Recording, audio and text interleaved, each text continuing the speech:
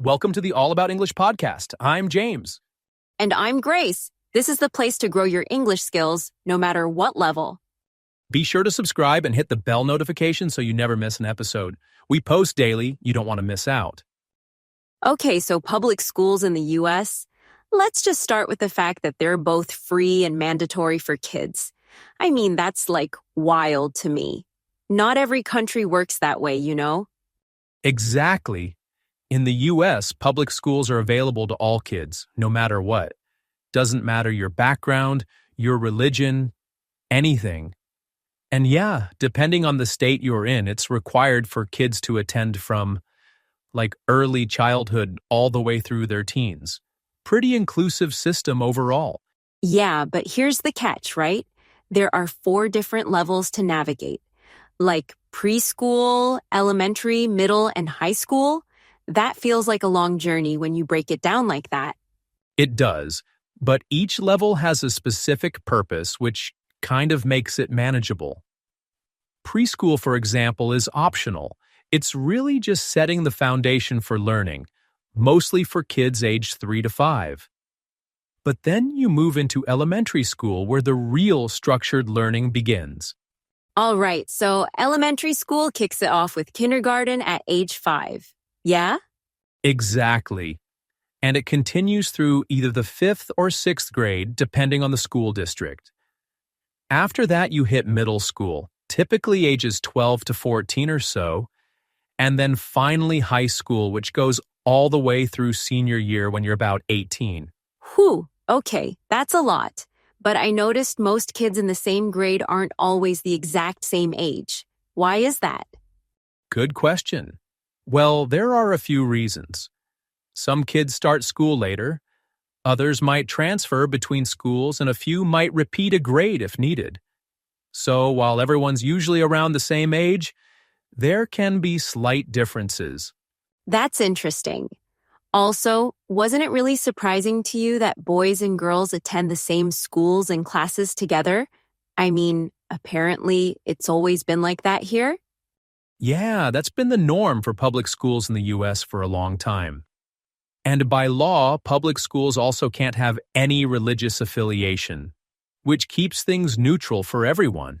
Oh, and speaking of neutrality, free education for everyone, no matter your ability or background, that's gotta be one of the coolest features of the system. Absolutely, and once you get through high school, it opens the door to so many other opportunities, like college, trade schools, or even jumping straight into the workforce. Right. So after high school opens all these doors, college, trade schools, the workforce, but how does anyone even figure out where to start? Seriously, there are colleges, community colleges, GED programs. It's kind of overwhelming, right? You're right, it can be overwhelming at first. But the nice thing in the U.S. is how many options are available. It's really about finding what works best for your situation. Take GED programs, for example. They're designed for adults who didn't finish high school. It's a great way to get back on track and open doors to other opportunities. Yeah, but doesn't all this cost a ton of money? I mean, people always complain college is crazy expensive. True, but that's where financial aid and scholarships come into play. Most schools actually offer some kind of assistance, and community colleges are way more affordable than universities if you're looking to save while still getting a solid education. Oh, community colleges, those are 2-year programs, right? You can either transfer to a university later or just stop there if you're ready to start working. Exactly, and let me share a little from my own experience here. When I was in college, I had a part-time job to cover some of my expenses. It wasn't easy, but... Wait. You were juggling classes and a job at the same time? How'd you even keep your sanity? Barely. But seriously, it's all about finding a balance. You make sacrifices, less free time. But it's doable if you stay organized. Many adults, especially newcomers, work full-time to support their families while studying part-time. It's tough, but often worth it in the long run. Okay, but doesn't that just sound like a lot? I mean, how do people stay motivated through all of that? For many, it's seeing the bigger picture.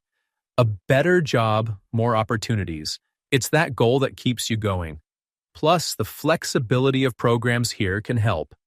Evening classes, online courses, there's always a way to make it work. You know, now that I think about it, having someone in your corner, like a parent or mentor, must really help keep that motivation up. So let's talk about how parents getting involved in their kids' education can actually make a huge difference. Totally, and what's really interesting is that even parents who don't speak much English can still support their kids in pretty meaningful ways. That's key. Yeah, like my mom is the perfect example of this. She didn't speak a lot of English when I was in elementary school, but she still volunteered at my school. Honestly, that kind of blew my mind because, like, she was super shy with language, but she made it work. That's amazing. I mean, it really shows how much of an impact parents can have, even with those challenges. What kind of stuff did your mom do? Oh, you know, she did the classroom volunteering thing, helped out with events, and I swear every time she showed up, I could see how proud it made her and me. Plus, the teachers loved it. They always emphasized how much it helps when parents are involved, even in little ways. Right, and it's not just about volunteering. Even straightforward things like asking your kid about their day or checking their homework can go a long way. It's that connection, that engagement. That's what really counts. Right, exactly. Oh, and parent-teacher conferences. Like, even if parents are nervous about the language, most schools offer translators or work around it. I think a lot of people don't realize that schools actually want parents to be involved and make it easier than you'd think. Yeah, and here's the thing. When parents show interest in their kids' education, it not only helps the kids academically, but also makes them feel supported emotionally. It's like a win-win. Oh, for sure. And if they can't physically be there to volunteer, just asking simple questions can show kids, hey, I care about what you're learning. That's huge. Absolutely, and for parents who might feel intimidated, honestly, starting small is okay. Even walking your kids to the bus or helping them go over a lesson can mean a lot. It's those little steps that add up. All right, so thinking about how parents can get involved, it's clear that accessibility plays a huge role. The U.S. education system is designed to be open to everyone, no matter their background. Public schools, they're free, mandatory, and set up to include everyone. And the whole system goes from preschool to high school, right? Exactly. And each level has its own focus. Preschool is optional, kind of like a head start for kids aged 3 to 5, while elementary school lays down the foundation of learning, starting with kindergarten. Then you've got middle and high school, which continue to build on that education. And, oh, we can't forget how public schools are neutral spaces. No religious affiliations, which is important for inclusivity. Right. And after high school, it's like this whole universe of options opens up. We talked about community colleges, GED programs, universities, and even vocational training. Remember that term? Vocational. That's one to keep on your vocab list for sure. Oh, absolutely. And speaking of vocabulary, we also highlighted financial aid, basically money to help pay for school, and scholarships, which are awards that you don't have to repay.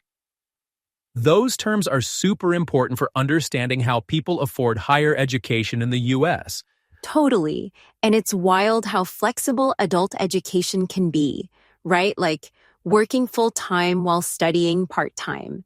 That's where those options we talked about, like online classes and evening programs, really come in handy. For sure. And outside of all that, we also talked about how parents play a crucial role in their kids' education. Even small actions like attending conferences or helping with homework can have a big impact, emotionally and academically. Oh, and don't forget volunteering. Whether it's in the classroom or helping out with events, it's a great way for parents to connect with their kids' school, even if they're still learning English themselves. Exactly. And schools here really support parent involvement. They offer translators or make things flexible to accommodate different needs. So even if you're nervous, it's worth giving it a shot. So, quick recap. We've covered the education system structure, higher education options, and the importance of parental involvement. Plus, we got some key vocabulary words in there, like vocational, financial aid, and scholarships. That's a lot to take in, but hey, we've got your back. So, thinking about all these ways parents can get involved and make education more accessible for their kids, it's clear that there's a lot of support out there. Honestly, the U.S. system has so many layers to explore. It's fascinating. But hey, as we wrap this up, let's take a moment to reflect on what makes this system unique. Same here. But honestly, it's been a great discussion. I feel like we hit all the big points, and it's always fun bouncing ideas around with you. Aw, thanks, James. And hey, to our amazing listeners, thank you for sticking with us. You're the reason we do this. Seriously, we couldn't ask for a better audience. Absolutely. And if you enjoyed this episode, don't forget to hit that subscribe button. It's the easiest way to stay in the loop with all our future episodes. Oh, and there's the little bell notification button too. That's key. Turn it on so you never miss a new drop. Trust me, you don't want to miss what we're cooking up next. Not to mention, we've got a special freebie just for you. Check out the description section for a free PDF that highlights everything we talked about, and maybe even a little extra. And here's the thing. If you found this helpful, share the love. Tell a friend about our channel. Word of mouth goes a long way. And who doesn't want to spread a little learning joy, right? It's a win-win, really. So on that note, I think we're good to wrap up. Grace? Yep, I think we nailed it. Thanks again, everyone, for tuning in, and we'll catch you next time. Take care, and until then, keep learning.